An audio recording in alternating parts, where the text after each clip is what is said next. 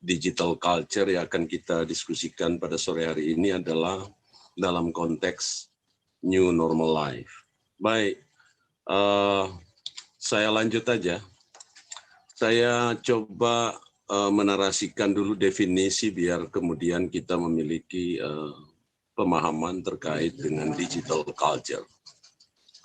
Jadi kalau kita lihat definisi secara terpisah, culture itu sendiri adalah karakteristik dan pengetahuan dari sekelompok orang secara khusus ya. Jadi kultur adalah karakter, ciri, atau knowledge dari sekelompok orang.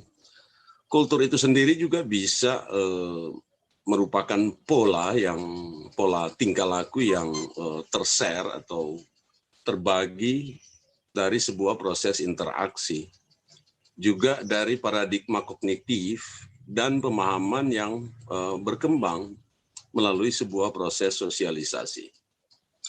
Kemudian kultur itu sendiri juga bisa dikembangkan menjadi sebuah the growth of a group identity. Jadi itu adalah sesuatu yang dinamis, pertumbuhan dari identitas sebuah grup ya, yang merupakan pola sosial yang unik dari grup tersebut. Nah, bagaimana digital? Istilah digital ini dari pemahaman yang umum itu amat sangat luas, tapi sebenarnya dia sesimpel adalah signal atau data yang diekspresikan ditampilkan sebagai seri digit 0 atau 1 ya. Dia juga bisa menjadi sebuah alat waktu, watch, yang menampilkan waktu secara digital dengan digit, bukan dengan tangan atau alat-alat bantu petunjuk lainnya.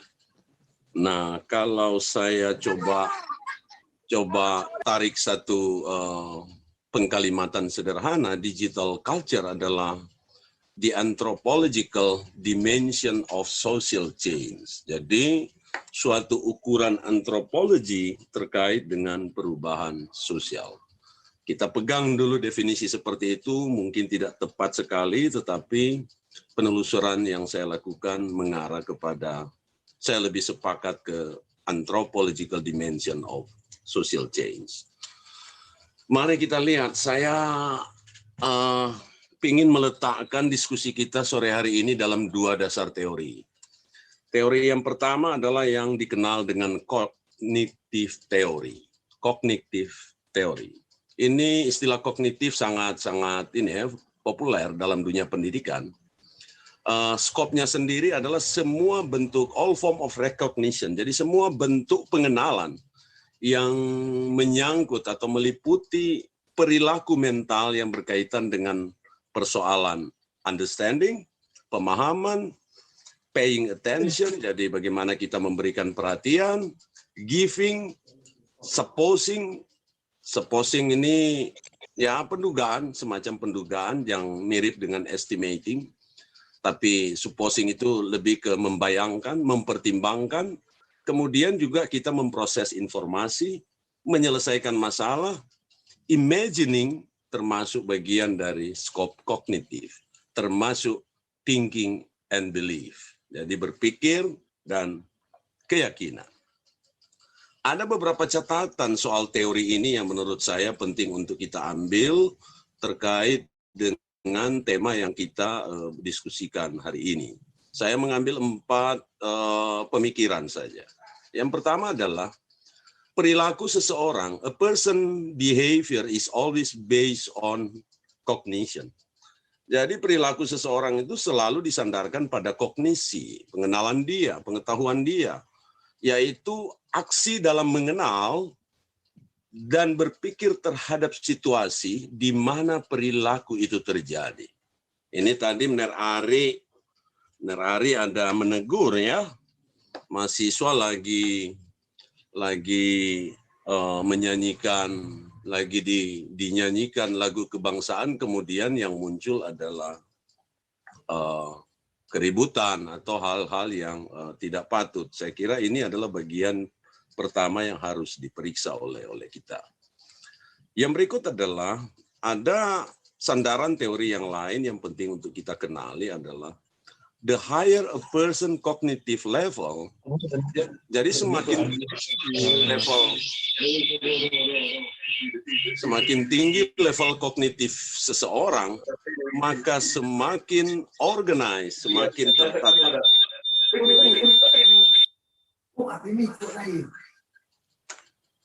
Oke, saya lanjut. Sekali lagi, semakin tinggi level kognitif seseorang, maka semakin tertata, dan semakin abstrak cara dia berpikir.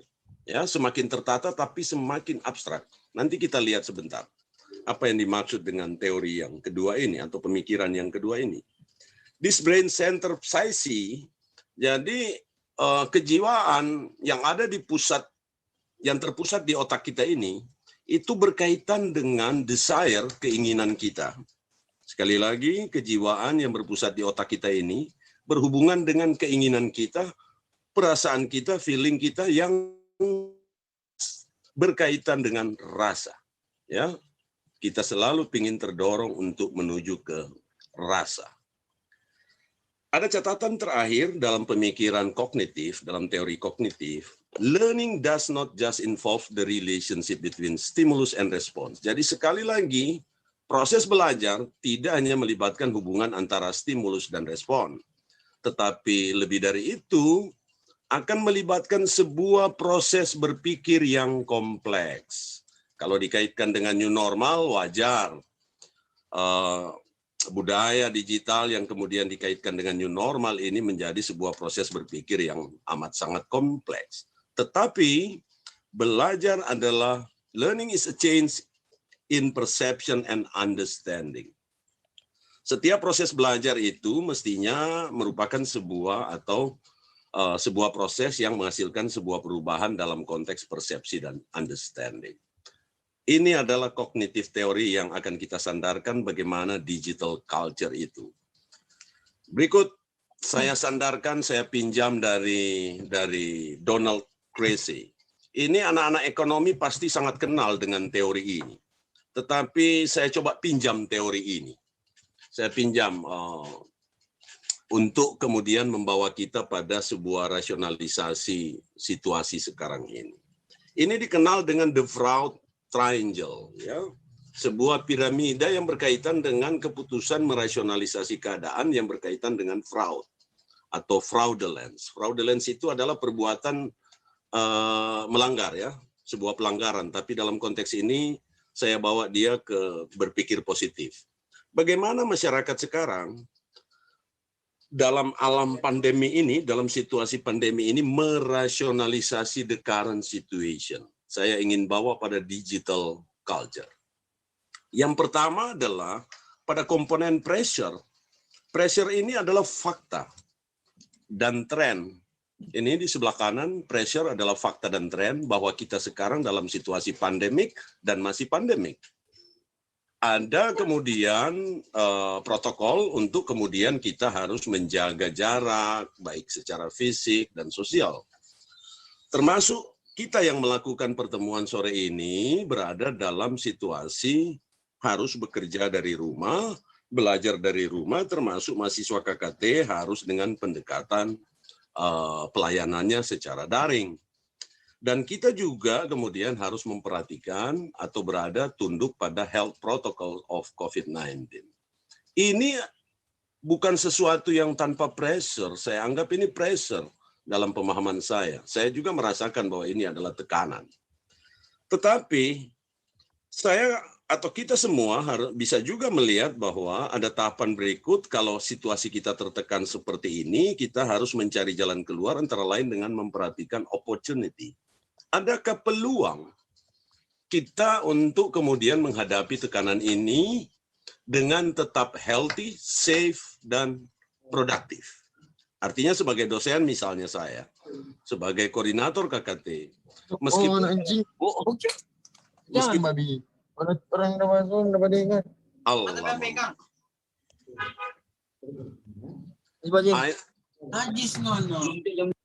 Yang lagi ribut ini adalah bagian dari bad culture in digital situation, ya, bagian dari bad culture. Nanti saya akan tunjukkan sebentar ada di posisi mana itu. Oke.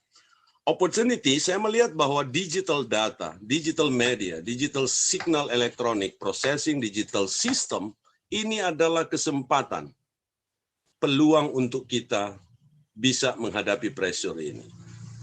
Salah satu buktinya adalah kemudian KKT 124 tetap bisa dilaksanakan, karena kita berhasil memanfaatkan, melihat itu sebagai peluang dengan menciptakan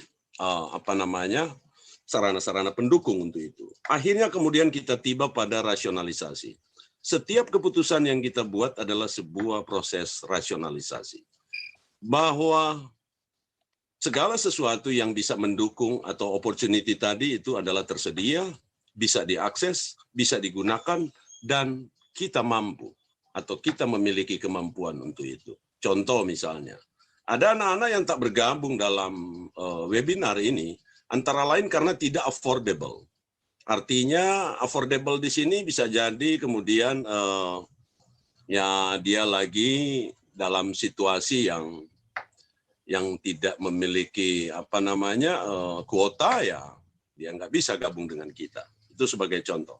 Sekali lagi saya meminjam teori ini untuk merasionalisasi keadaan pandemi dan new normal life. Saya memberikan contoh sebuah digital data, saya anggap ini digital data ya, tentang saya sendiri, tentang diri saya. Ini adalah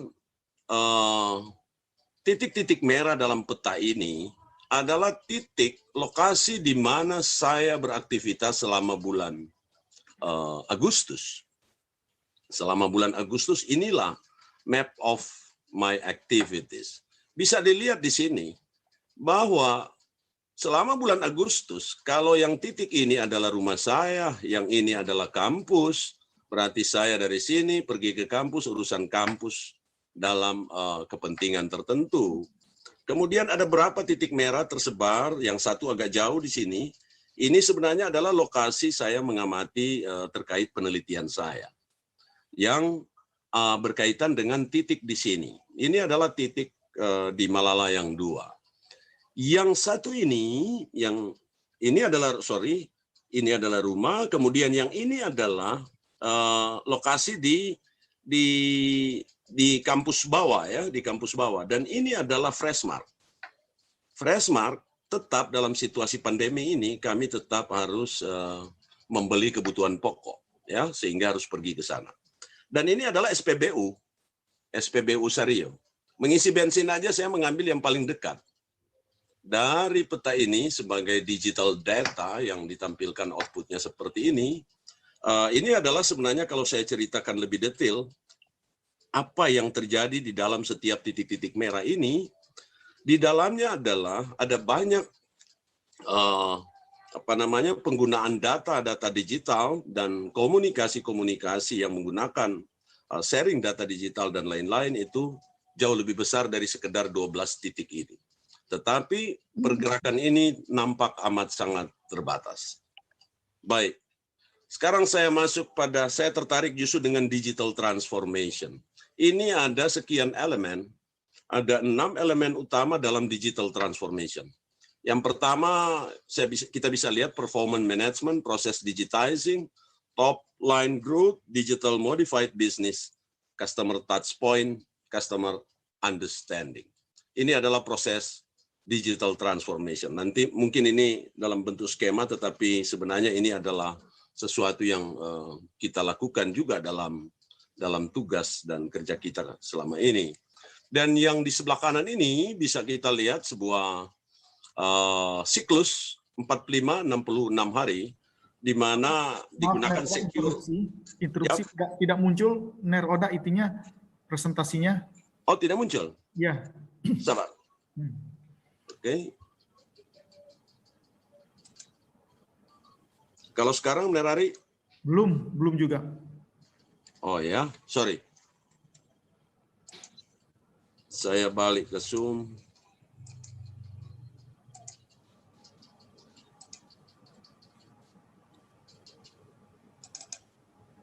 Kalau ini Nerari, Ya, sementara. Sudah siap. dari tadi nggak muncul ya Nerari? Iya, ada yang Aduh, Nerarinya nggak bilang. Oke. Ini yang saya jelaskan tadi soal definition, saya kira ini kita lewat aja. Yang berikut adalah scope dari scope of cognitive dan catatan terkait cognitive theory. Ya, nanti di-share ke partisipan bila ada yang membutuhkan. Ini soal the Freud triangle yang teori yang saya katakan tadi. Oke. Yang ini soal aktivitas saya yang ada map. Sayang sekali tadi ternyata baru dikasih tahu saya presentasinya nggak muncul. Ini yang saya jelaskan tadi soal 12 titik yang sangat berdekatan ini dengan satu titik yang jauh. Ini adalah digital data saya selama bulan Agustus ya, yang saya ambil dari email saya adalah yang disampaikan oleh sebuah aplikasi. Oke, saya lanjut aja. Ini adalah digital transformation. Yang saya jelaskan 6 komponen di sebelah kiri. Kemudian yang sebelah kanan ini adalah sebuah siklus 45-60 hari di mana secure online platform bisa terjadi. Ini bisa diperhatikan bahwa di sini ada inputnya itu adalah lesson learned, latest digital business concept, teknik, strategi co-creation. Ini menjadi input dan input itu adalah collaboration, formulation, dan execution. Nah, kemudian kita bisa lihat di bagian bawah, di sini ada digital transformation community platform. Ada world class SMEs. Ini adalah salah satu contoh 45-60 hari digital transformation di dalam konteks ekonomi. Ya. Dan kemudian output akan dihasilkan di sini. Bagaimana itu dieksekusi, ada map dan lain-lain. Tapi bisa dilihat di sini bahwa sebuah net. Ini yang paling penting di sini yang ingin saya sampaikan adalah ini catatan di bawah. Digital transformation has been a term that has been tossed around, terutama di beberapa tahun terakhir. Jadi untuk konteks, saya ambil contoh aja ekonomi misalnya ya. Consumer dan employee are interacting with business in new way. Terutama dalam digital transformation adalah memforcing organization. Jadi dia mendorong organisasi untuk memikirkan kembali jalan yang dia gunakan untuk memanfaatkan teknologi dan data. Digital transformation is all about empowering your employees. Jadi seperti kami menjalankan KKT 124, kami tak mungkin menjalankan ini apabila DPL pengawas kemudian kita tidak empower dulu ya, termasuk di dalam tim kita yang ada di komponen digital transformation community platform ini, yang 4 ini. Kemudian kita ingin tentu engaging your customers. Kalau dalam konteks KKT 124 misalnya, bahwa mahasiswa harus juga tertarik dengan apa yang kita persiapkan ya. Bagaimana kita membuat itu menjadi sesuatu yang tertarik, dan kita mengoptimalkan operasi kita, ya kita mengoptimalkan operasi dan kita mentransformasi produk kita melalui system of intelligence. So dalam digital transformation, hal yang sangat penting bahwa kita harus membangun sebuah digital change network of excellence. Ini adalah sebuah sistem yang intelligence ya. Yang intelligence, kalau dia tidak maka sistem digital transformasinya bisa tidak berjalan dengan baik. Saya lanjut saja. Ada sebuah buku, nanti siapa yang ingin belajar lebih jauh soal building digital culture, saya kira buku ini cukup membantu dengan panduannya. Tetapi saya ingin katakan di sini bahwa dalam digital transformation, posisi dari digital culture itu amat sangat penting untuk keberhasilan yang disebut dengan tadi sistem intelligence. Yang sistem yang mampu mengakumulasi, mendrive pengetahuan dan skill kita sehingga bisa melahirkan output-output yang baik. Kita bisa lihat ada 3 komponen besar di sini, technology, capabilities dan proses, ada cloud. Saya kira ini nanti sebentar mungkin disinggung oleh Ner Stanley, AP base, dan seterusnya. Kemudian ada strategi yang dikembangkan, tetapi untuk konteks kita dalam webinar ini, perhatikan ini, ada faktor kultur, digital kultur yang harus terbangun. Dan dari awal webinar kita ini, tadi dari awal sudah mulai terganggu kita ya, oleh karena antara lain ya culture ini. Coba kita perhatikan, embrace change. Jadi kita jadi digital culture yang dituntut di dalam mengembangkan sistem digital itu, bahwa kita harus terbuka terhadap perubahan ya, dan adaptif. Kalau di KKT 124, mahasiswa mungkin di awalnya mengalami kendala-kendala ya, tetapi tetap harus membuka peluang untuk memahami apa yang diajarkan. Yang berikut adalah kolaboratif. Kalau kita nggak kolaboratif, wah ini berat. Baik kami di DPL pengawas, panitia, maupun mahasiswa, kalau tidak kolaboratif nggak jalan. Dan ini sekali lagi culture ya. Eksekutif buy-in, jadi eksekutif yang membuat keputusan. Jadi memang harus ada keputusan-keputusan yang dibuat oleh eksekutif. Strong digital fluency. Nah, saya kira ini sangat penting ya. Digital system dengan segala perangkat yang kita buat juga harus melekat secara kultur bagi kita bahwa kita bisa melakukan itu secara baik, fluency. Cross functional team versus silos. Ini silos ini banyak digunakan di dunia ekonomi, tetapi secara umum bahwa dibanding tim itu bermain sendiri, saling tukar. Yang pertama ini adalah tim itu bisa bekerja sama. Silos itu adalah bekerja parsial. Maka secara kultur tentu kita lebih memilih, atau secara kultur cross functional team ini yang harus kita dorong terjadi, bukan silos yang bekerja parsial. Sistem bisa tidak bekerja. Yang berikut adalah risk friendly. Jadi kita ramah terhadap resiko. Jadi resiko itu juga sudah bagian dari kultur yang harus dibangun. Dan kita terus melakukan perbaikan dan pengukuran secara kontinu. Saya tidak akan menjelaskan teknologi capability, saya kira ini ruangnya teman-teman yang lain dan strategi. Tetapi ada persoalan, kita ada persoalan. Ini yang perlu kita diskusikan. Saya sengaja pinjam gambar yang sebelah kanan. Kalau kita perhatikan mungkin dengan partisipan sekarang yang maksimumnya nanti 2.000, pasti ada orang-orang dengan masker seperti ini nih.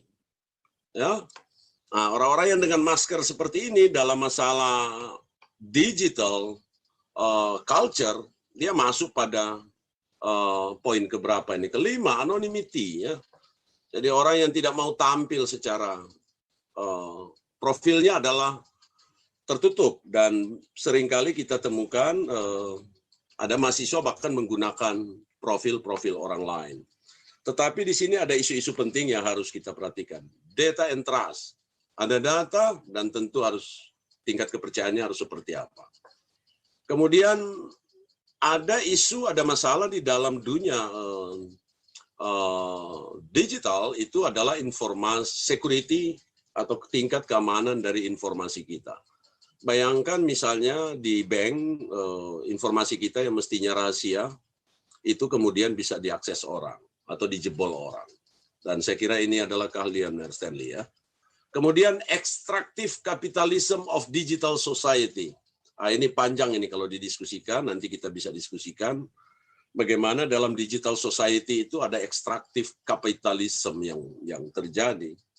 Kemudian seringkali kita berada di dalam digital society, kita menemukan adanya discriminating dan interrogative consumer. Kita dipaksa harus mengikuti, harus memutuskan, dan seterusnya. Kemudian anonymity sudah dijelaskan tadi, cyber stalking, future shock. Future shock ini adalah perkembangan teknologi digital itu kemudian bisa jadi tidak terantisipasi oleh kita, ya. Dan ini adalah persoalan dalam digital culture. Identity theft, jadi ada pencurian identitas. Banyak sekarang kita lihat di medsos, akun saya sudah dihack dan seterusnya dan seterusnya. Fragmented attention, nah ini contoh tadi sudah terjadi. Kita lagi memperhatikan sesuatu, kemudian ada yang memperhatikan lain. Itu bisa terjadi. Information overload, sangat sering terjadi. Dalam grup WA saya contohkan, dalam medsos, grup medsos kita, udah diposting lagi. Dan itu masih berulang. Orang tidak lagi membaca yang sudah terjadi, tetapi kemudian dia reposting, dan seterusnya. Contoh sederhana. Pornografi, surveillance, ini adalah problem yang mungkin juga berkaitan security, bahwa kita akan bisa terawasi, bla bla. Dan technological determination. Saya pingin stres yang paling air dalam persoalan digital culture. Ada sebuah catatan yang saya ambil dari sebuah buku yang saya anggap sangat apa ya, statement dia ini menurut saya sangat penting. A classic negative statement of technological determination. Ini sekarang bisa terjadi dan mungkin akan terus terjadi. Dan ini adalah sebuah tantangan. The violation of privacy is the loss of freedom. Jadi violation terhadap privasi kita itu bisa adalah kehilangan kebebasan kita ya. Jadi ini amat sangat penting saya kira statement ini. The degradation of electoral politics, saya hanya mengutip ini, tidak ada kaitan dengan pilkada dan lain-lain. Tetapi degradation of electoral politics is the loss of democracy. Saya akan lewat dua kalimat ini, saya pergi ke yang terakhir. Sebenarnya dua kalimat di bagian tengah ini menjelaskan bagaimana pengembang software, mungkin perangkat-perangkat keras lainnya, itu mereka adalah pengembang dan mereka adalah pemilik. Maka ada sebuah kesimpulan yang sangat logis adalah, the computer is their machine, its mystic is their validation.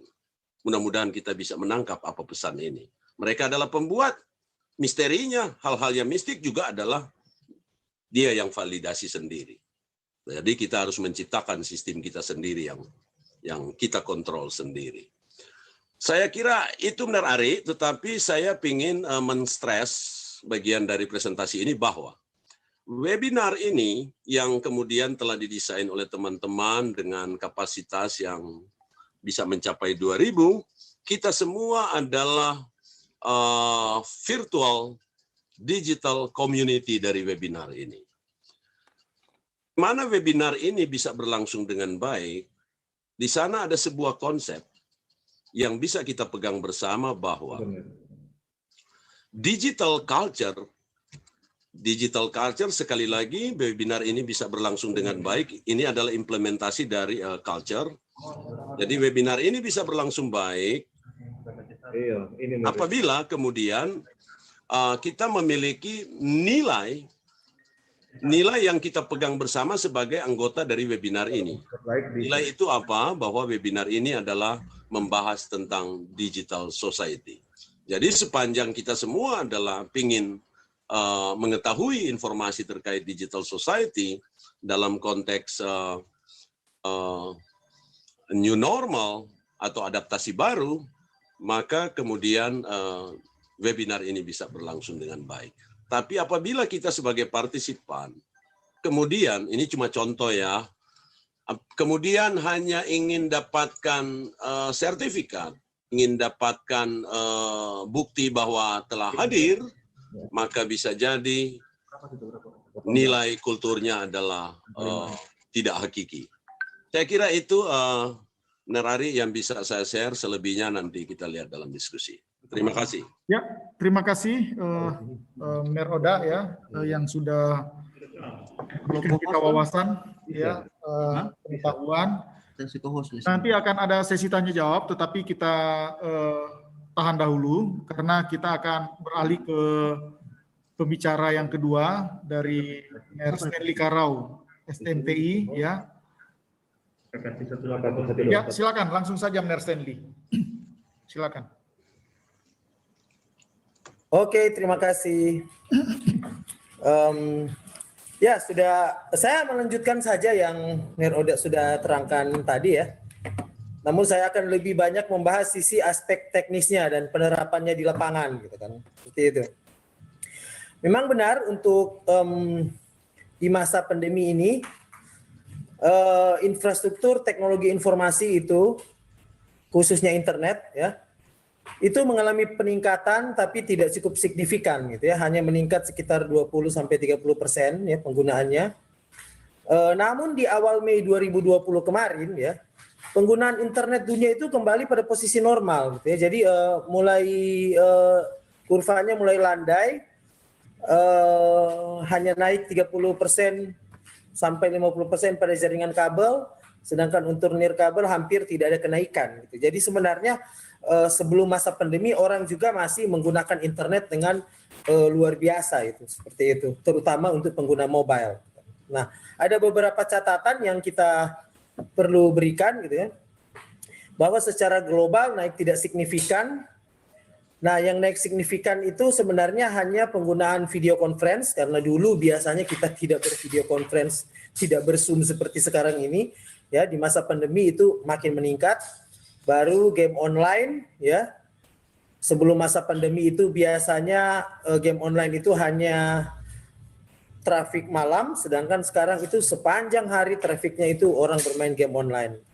Seperti. Tapi yang perlu dicatat sebenarnya khusus di Indonesia dan Sulawesi Utara itu pengguna wireless itu yang meningkat ya, smartphone dan jalur kabel menurun gitu ya.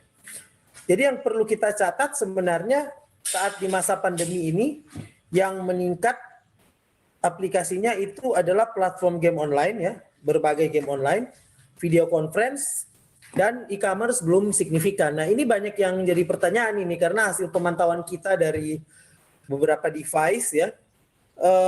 Oke, Facebook sekarang banyak digunakan untuk e-commerce, tapi sebenarnya e-commerce di Facebook itu hanya sebatas untuk menampilkan produk dan mulai melakukan janji untuk lebih komit. Misalnya kita akan membeli barang tersebut, itu biasanya dari Facebook kita akan pindah ke WhatsApp ya.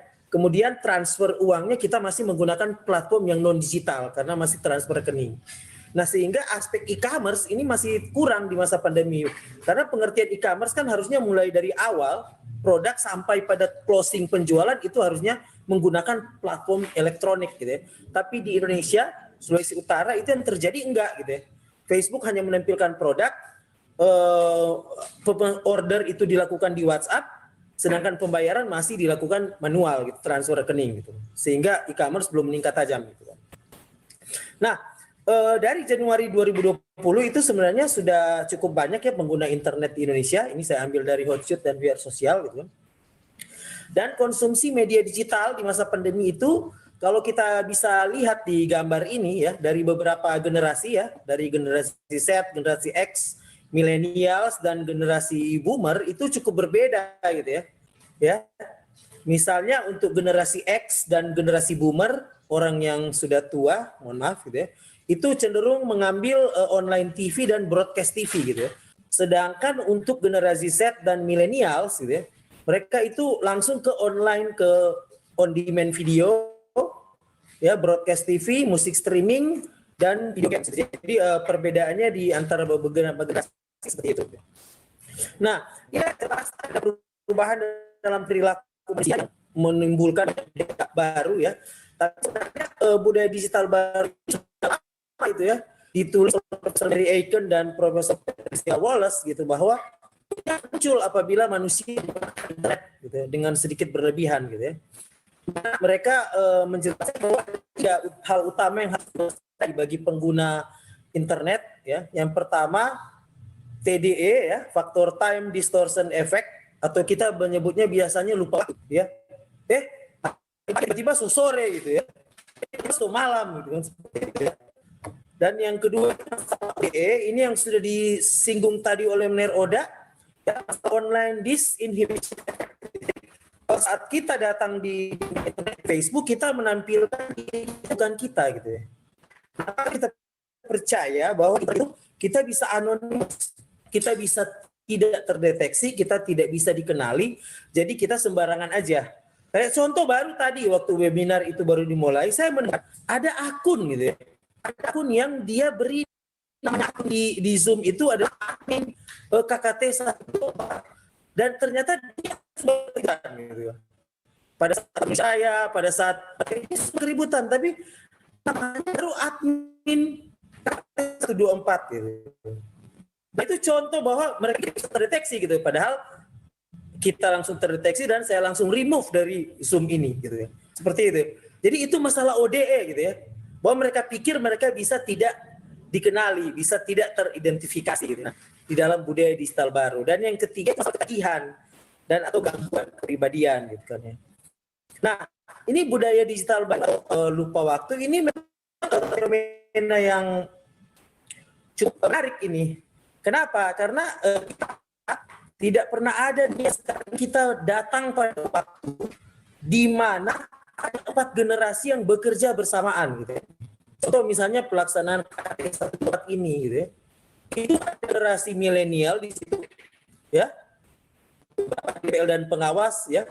Kemudian hampir sebagian DPL pengawas itu adalah generasi X ya.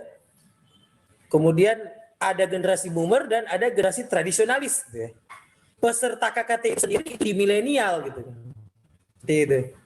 Sedangkan budaya komunikasi generasi berbeda gitu ya. Mohon maaf, yang tradisional itu harus ada surat gitu. Ada tugas untuk turun lapangan gitu kan. Sekarang ngapain surat tugas? Kita perlu pemberitahuan via WhatsApp. Dan mari kita turun lapangan gitu. Nah, jadi sebuah budaya sebenarnya ini. Sedangkan ada yang mau email, ada yang mau di telepon gitu. Ada yang mau harus pakai surat gitu kan, seperti itu. Nah, itu contoh akibatnya terjadi apa? Kita harus banyak menggunakan aplikasi teknologi gitu. Dalam sekali waktu. Nah, itu sering membuat kita menjadi lupa. Kita harus mengerjakan surat, kemudian kita harus menelpon tersebut ya. Kita harus pakai email, media sosial ya, dan kita harus pakai WhatsApp dan sebagainya. Sehingga di handphone kita, di handphone, di alat smartphone kita ini begitu banyak aplikasi yang harus kita install dan akhirnya membuat kita banyak menghabiskan waktu itu harus memahami aplikasi tersebut.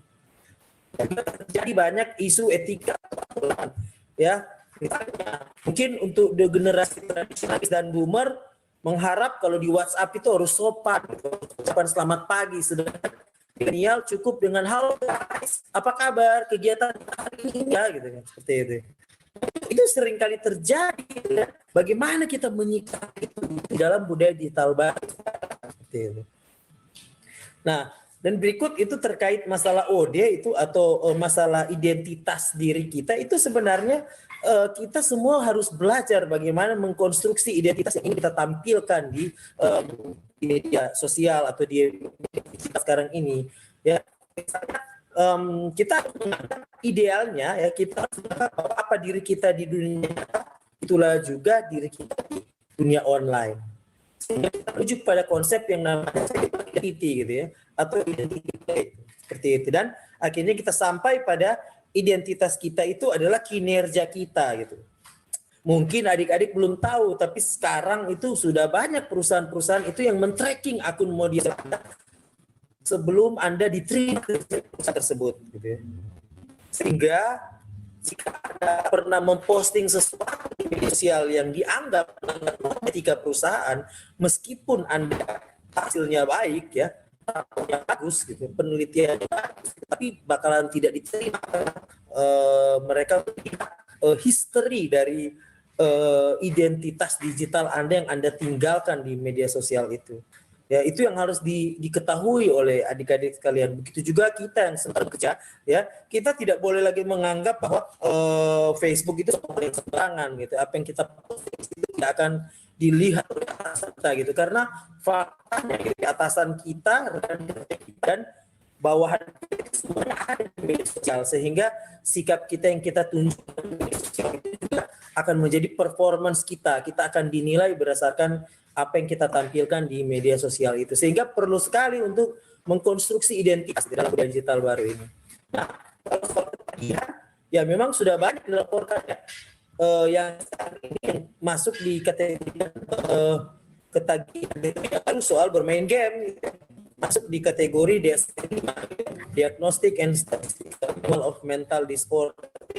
Saya berharap untuk seri kedua besok itu juga akan membahas tentang ini, bagaimana digital budaya digital itu orang-orang makin biasa untuk ketagihan sehingga efeknya di dunia nyata. Nah, jadi isu terbesarnya ini di budaya digital ya sebenarnya ya. Online online ethics dan online security. Sudah disinggung tadi gitu. Online security itu biasa kita sebut dengan hoax.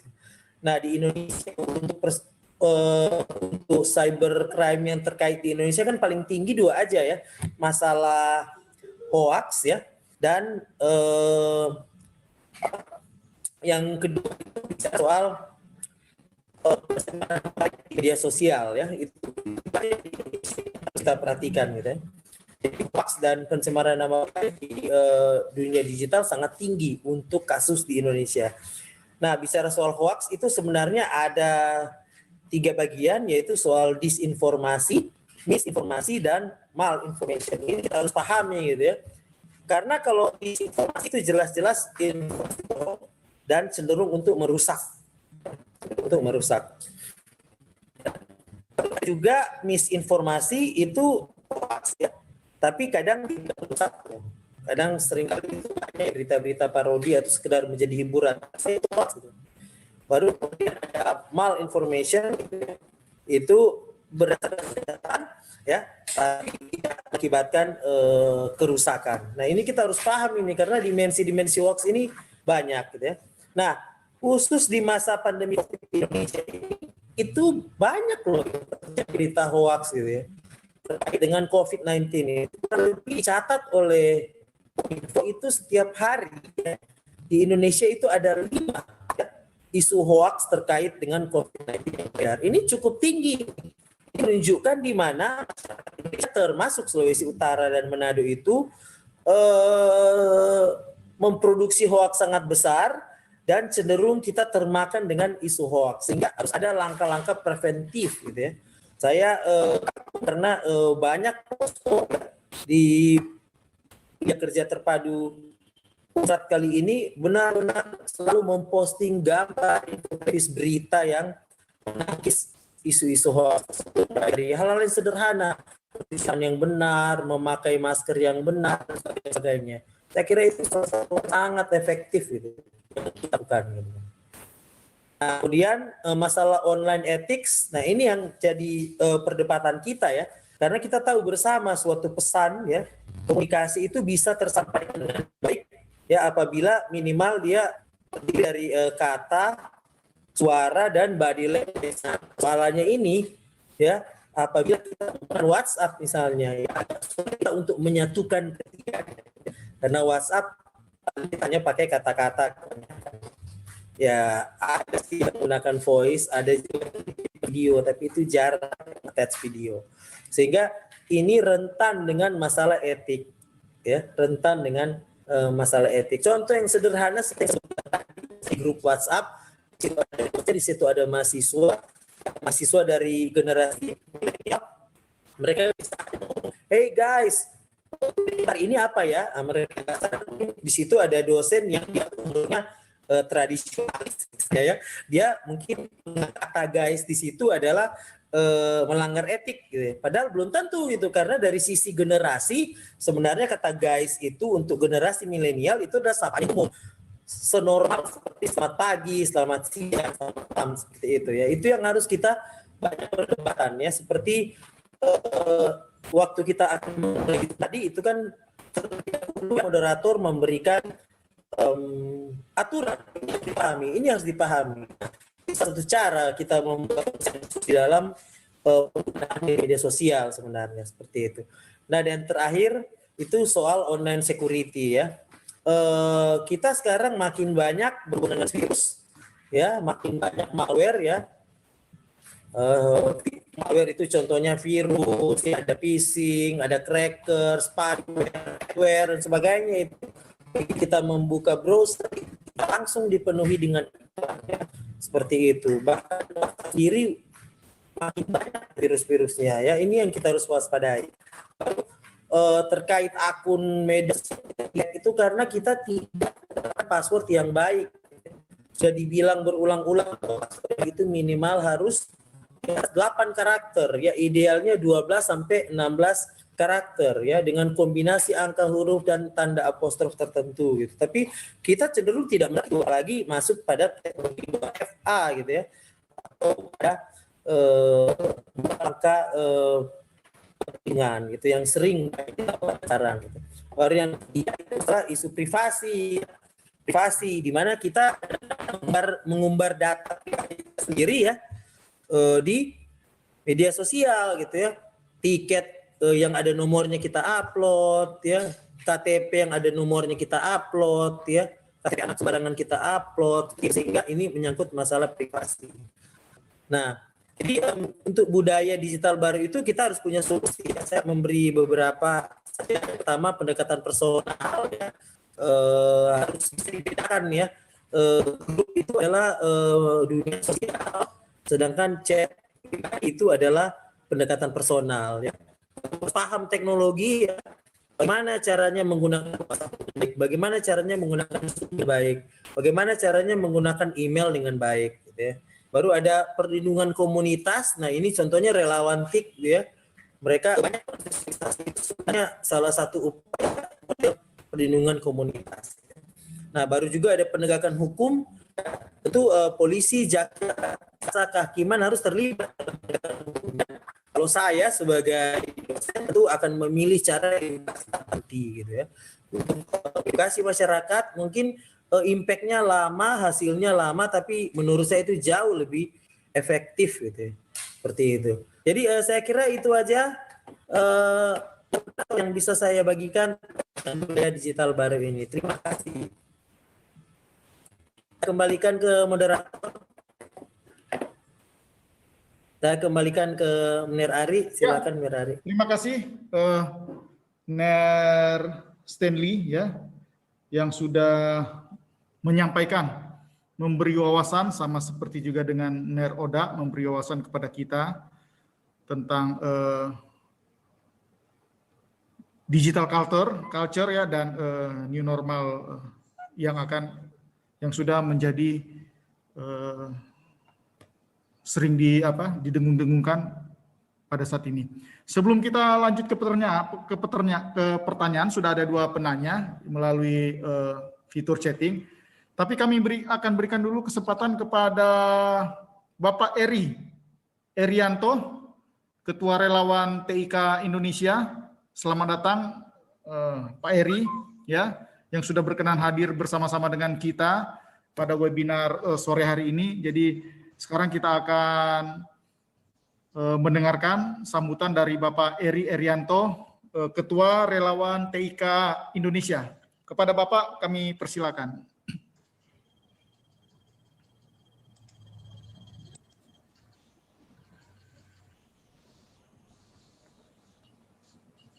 Pak Eri.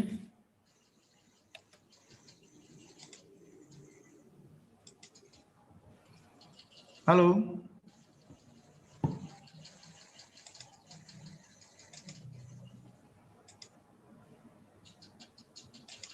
Pak Eri.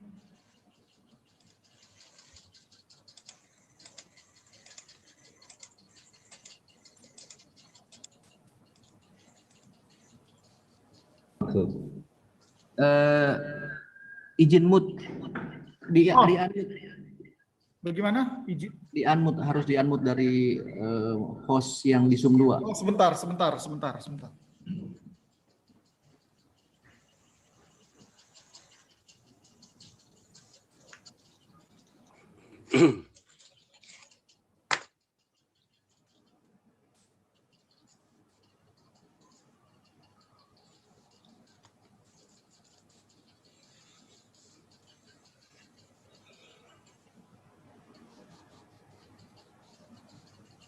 Ya. Terima kasih semuanya.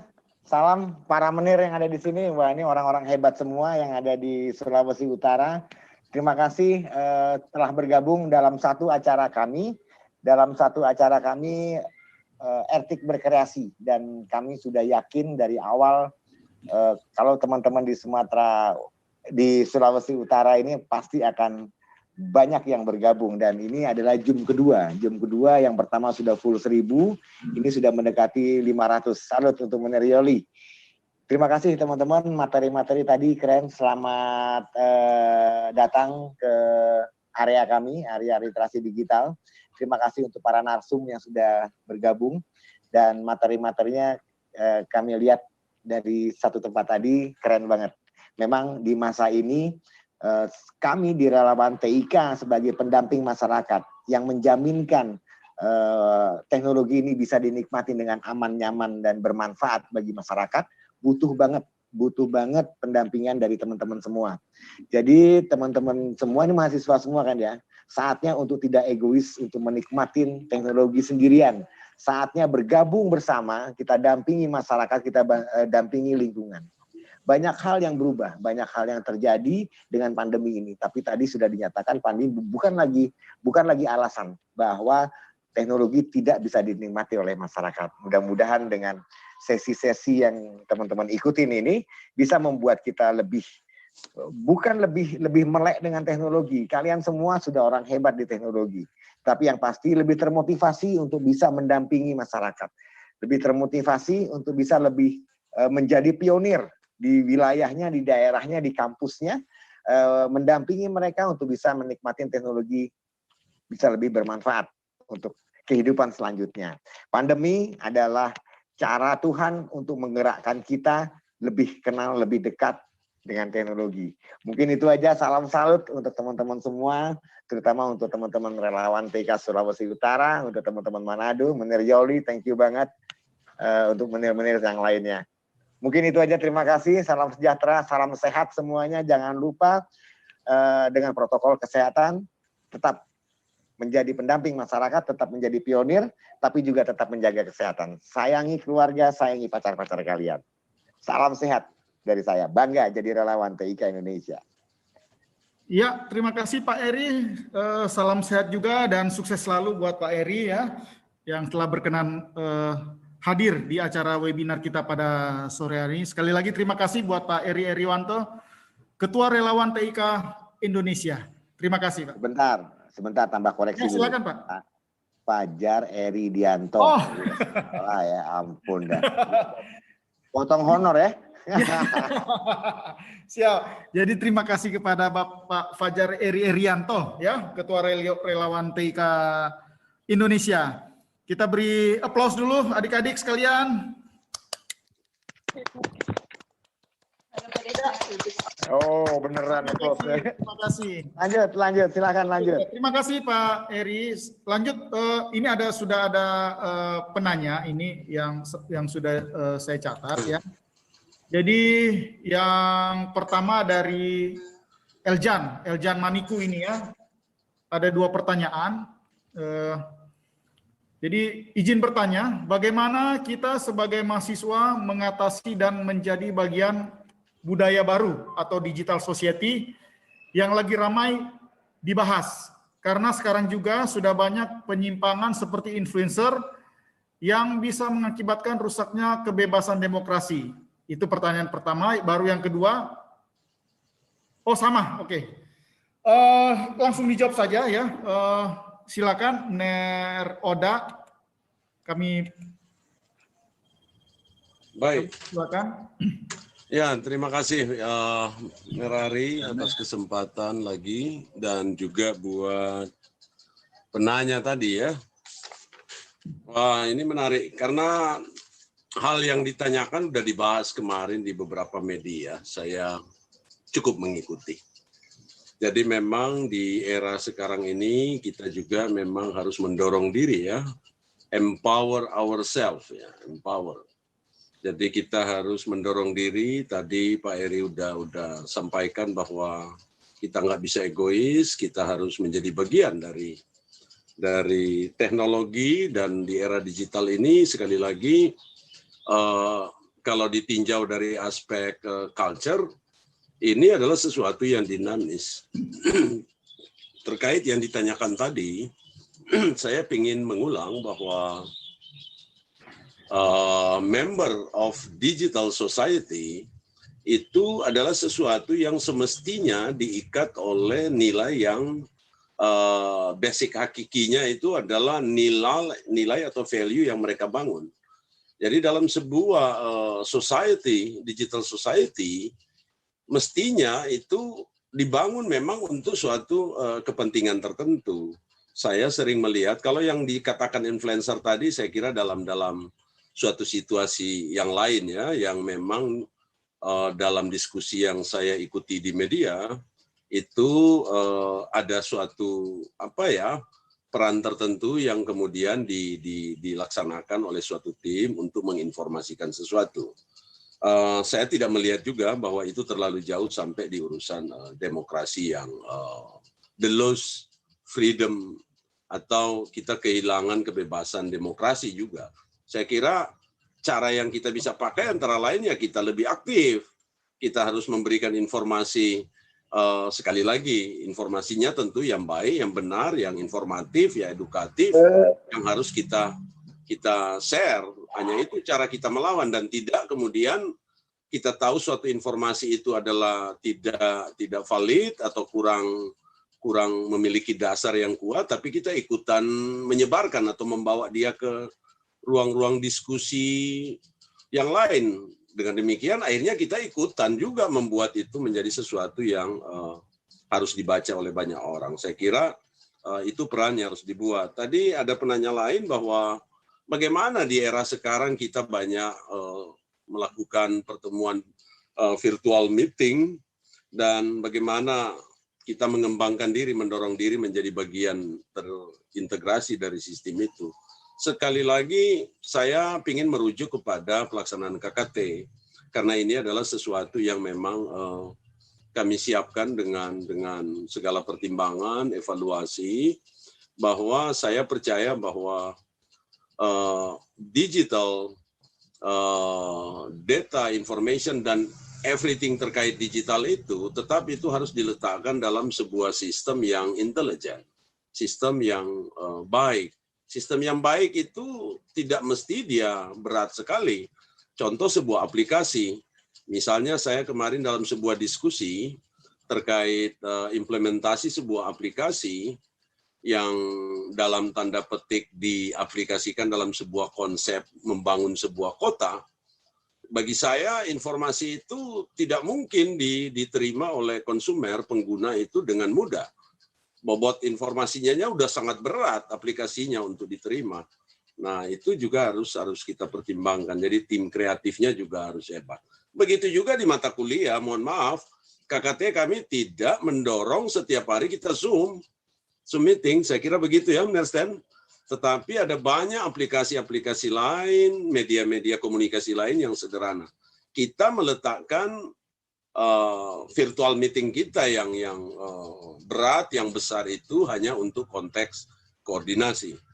Contoh yang lain yang bisa adik-adik mahasiswa perhatikan, memang di era sekarang ini, di mana kita dijejali oleh begitu banyak hal-hal yang tidak bisa kita jangkau secara langsung, karena kita bekerja di rumah, KKT juga ada di kampung masing-masing, maka kami menyiapkan sebuah sistem digital yang kemudian memudahkan mahasiswa untuk tidak perlu bertemu dengan kami, tidak perlu juga untuk kemudian kalian tanda tangan yang lain. Memang ada satu tantangan, apakah di era sekarang ini digital dokumen lah terutama itu sering masih dipertanyakan ya. Contoh kemarin ya, surat kita yang PDF itu masih diminta yang original, sementara kita dalam situasi yang tidak mudah melakukan pergerakan. Saya kira ini juga perlu diperhatikan. Dalam konteks culture yang besar, saya berharap sekali bahwa di dalam digital culture, hati-hati juga ada di sana ada sharing culture ya, jadi cultural transformation namanya ya. Kita ini ada di wilayah yang secara kultural disebut dengan budaya timur ya. Kita ada sekitar 5 lah budaya besar di dunia ini. Contoh, kalau saya membuat komunikasi dengan teman-teman Eropa, kami jarang sekali pakai kata maaf ya. Kata maaf bagi kita itu hanya digunakan bagi teman-teman dengan Western culture-nya adalah sesuatu ketika kita membuat salah. Tetapi kecenderungan di kita, di orang-orang timur dengan budaya timur adalah panjang sekali kata-kata kita. Akhirnya kemudian suka terjadi kesalahan dalam memilih kata-kata. Saya kira memang kita harus be smart, ya, kita be smart dan adaptif. Saya sepakat bahwa salah satu tool, salah satu dasar juga kita mengembangkan digital culture itu adalah kita membuka diri. Nah, memang ini adalah sesuatu yang menjadi tantangan bagi kita, ya. Sekarang di era sekarang ini, bolehkah kita membuka diri untuk perubahan-perubahan termasuk teknologi tadi? Saya lagi mengawal satu kelompok kecil nelayan remaja dan pemuda. Sampai di hal yang tadi dikatakan Mer Stanley. Apakah kita hanya menyentuh soal produknya atau sampai marketing, sampai dari hulu ke hilir. Nah, meskipun mereka hanya komunitas nelayan dan mereka bahkan remaja dan pemuda, kami justru mendorong dia untuk kemudian mengembangkan sampai e-marketing. Nah, sekarang KKT Posko 19 Malalayang saya kira sudah berkunjung, ya, ke tempat itu, dan saya kira itulah bagian dari yang real, antara lain kita mendorong kerja-kerja kita di masyarakat lewat pendekatan digital society ini, memanfaatkan teknologi untuk produktif. Tetapi di era ini sekali lagi tetap healthy, safe, produktif. Ini adalah 3 hal yang opportunity yang ditawarkan oleh digital system. Saya kira itu. Mohon maaf terlalu panjang. Ya, terima kasih Ner Oda.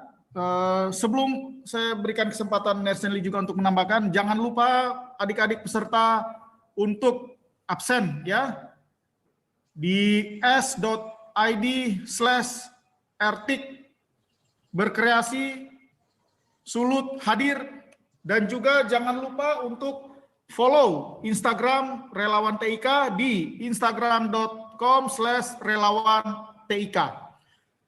Lalu silakan Ner Stanley ingin menambahkan, kami persilakan.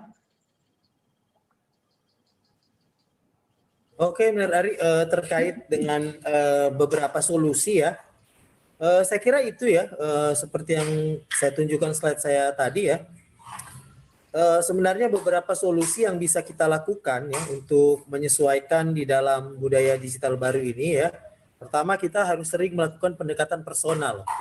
Pendekatan personal itu sangat penting, gitu, karena sebenarnya banyak fitur-fitur media sosial yang mengizinkan adanya pendekatan personal. Seperti itu. Baru yang kedua, kita harus paham teknologi, gitu, bahwa Anda memainkan WhatsApp itu berbeda kalau Anda memainkan Instagram. Seperti itu. Begitu juga kalau Anda dalam satu grup WhatsApp berbeda saat Anda ada di grup Facebook. Nah, itu harus dipahami, tidak ada cara lain, gitu. Memang ada masalah dalam memahami teknologi ini. Teknologi ini terlalu cepat, aplikasi berbasis internet itu terlalu banyak berkembang, sehingga kadang-kadang kita agak sulit, gitu, untuk menyesuaikan diri, beradaptasi dengan teknologi baru. Tapi tidak ada cara lain, gitu, ya. Kita harus bisa, gitu, ya. Misalnya sekarang itu hampir setiap posko berkomunikasi lewat grup WhatsApp. Ya, minimal kita harus tahu cara menggunakan teknologi itu. Nah, baru ada masalah perlindungan komunitas di sini, ya. Perlindungan komunitas di sini itu contohnya, ya, Anda bergabung misalnya dengan relawan TIK, ya. Ada bergabung misalnya dengan grup-grup e-learning. Di media sosial itu banyak sekali komunitas-komunitas yang bermunculan dan kita bisa belajar dari situ, ya. Nah, baru tentu saja ini ada masalah penegakan hukum di situ apabila Anda telah melanggar, ya. Dan yang terakhir itu melakukan edukasi tanpa henti. Sebenarnya seri-seri webinar itu adalah salah satu cara untuk kita melakukan edukasi tanpa henti. Saya kira itu saja untuk host yang bisa saya tambahkan. Saya kembalikan ke Terima kasih Ari. Ner Stanley. Jadi sebenarnya apa yang disampaikan oleh Ner Oda dan Ner Stanley itu juga sudah mencakup jawaban dari Marfil Roxy Taru, ya, yang sudah bertanya tadi tentang digital culture, ya, membuilding karakter kita dalam digital culture, itu sudah terjawab. Dan bila masih ada pertanyaan lainnya, ini adik-adik mahasiswa ini sangat kenal sekali dengan Mer Oda dan Mer Stanley dan punya kontaknya ya. Mer Oda dan Mer Stanley silakan ya, tidak harus saat ini, mungkin belum terpikir saat ini, nanti setelah acara ini selesai atau sebentar malam atau besok terpikir, silakan, nanti juga materinya akan dibagikan, kemudian mungkin buku-buku yang tadi disampaikan oleh Mer Oda dan Mer Stanley, kalau adik-adik berminat silakan langsung hubungi secara pribadi ya.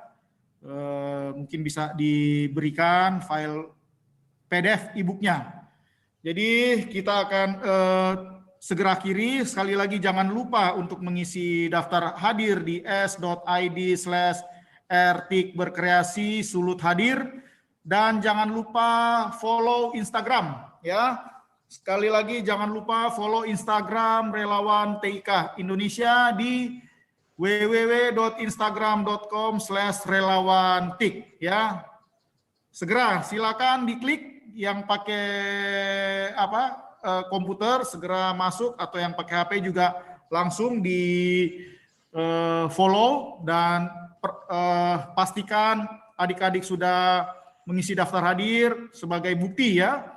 Nanti kita akan mengecek ya, walaupun ini ribuan, kita akan dengan sabar mengecek nama-nama yang mendaftar. Oke, sekarang kita akan tutup kegiatan kita pada hari ini.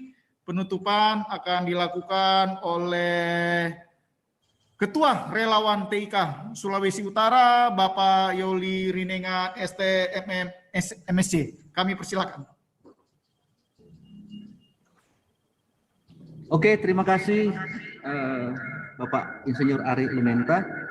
Yang pertama tentunya kita bersyukur karena sudah selesai di sesi hari yang pertama untuk cyber kreasi, RTIK berkreasi, dan terima kasih kepada para narasumber, Pak Rignolda Jamaludin sebagai Ketua KKNT Unsrat, kemudian Mer Stanley Karo yang sudah memberikan materi.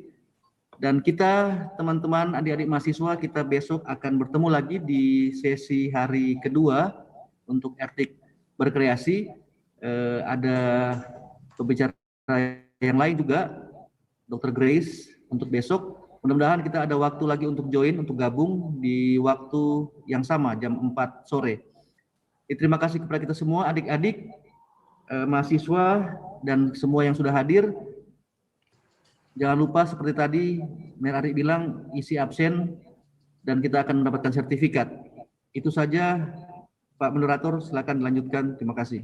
Ya, terima kasih kepada Ketua Relawan TIK Sulawesi Utara, Bapak Yoli Rinengan. Diingatkan sekali lagi, jangan lupa mengisi daftar hadir di s.id/rtikberkreasi sulut hadir. Dan follow Instagram ya, di instagram.com/relawantik. Jadi sekali lagi diingatkan bahwa daftar hadir yang adik-adik isi untuk sertifikat juga merupakan daftar hadir sebagai peserta ya KKT. Dan diingatkan kembali besok untuk sama-sama kembali hadir, kita akan mengisi absen dan mendapatkan sertifikat ya. Sebagai pengganti absen yang biasa kita isi. Tolong sampaikan ke seluruh teman-teman ya, yang itu wajib kita hadir, karena ini pembekalan, bukan pembekalan, ini menambah wawasan, memberi wawasan kepada adik-adik untuk menghadapi new normal baru di era digital saat ini. Oke, baiklah. Tadi sudah ditutup oleh Ketua Relawan TIK, maka dengan ini dengan memanjatkan puji syukur kehadirat Tuhan Yang Maha Esa, maka webinar Digital Society ya pada sore hari ini kita akan tutup, dan kita akan bertemu kembali besok ya. Jangan lupa besok catat silakan catat di kalender semua adik-adik, jam 4 sore catat. Jadi sebelum jam 4 sore sudah bisa masuk supaya tidak lagi berdesak-desakan. Jadi walaupun ini digital ya seperti fisik, berdesak-desakan nanti ketinggalan dan harus masuk ke room kedua. Oke ya, dengan demikian saya akan menutup saja kegiatan ini, dan mohon izin kita akan leave, dan selamat beraktivitas kembali kepada adik-adik ya. Teruskan program yang sudah rencanakan, jangan tanya-tanya kapan tarik, nanti akan ada waktunya. Yang penting fokus saja di apa yang adik-adik sudah program rencanakan untuk dilakukan. Sekian dan terima kasih.